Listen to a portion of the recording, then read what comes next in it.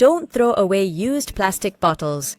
Learn to make an easy and quick manual fan. To start, we'll need a wooden ice cream stick like this one.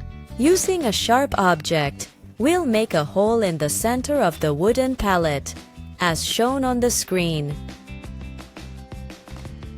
Then, we take a wooden stick and insert it into the hole we made. We'll take a second wooden stick and place it on top of the other on the stick, in the shape of a cross.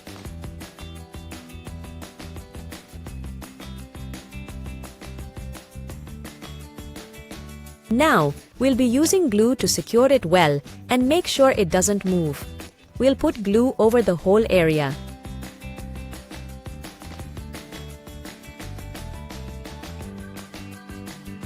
First, we'll get a medium-sized plastic bottle, and then, with the help of a hot soldering iron, we'll make a hole right in the middle of the lid. We'll also make a hole in the center of the bottle vertically, and another hole in the center of the bottom of the bottle. It should look more or less like this.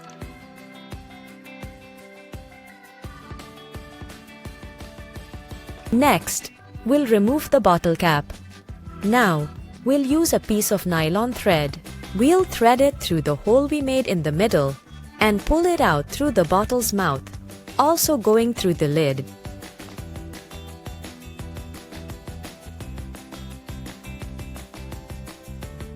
We'll tie that end to the wooden stick holding the popsicles, and which we had set aside. Make a good knot so it doesn't come loose.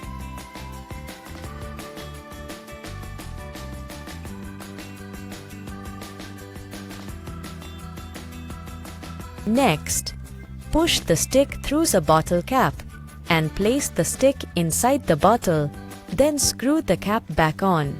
Make sure the stick goes through the hole at the bottom. Now, take the end of the nylon thread and attach it to the bottle cap's washer so it looks like a yo-yo string.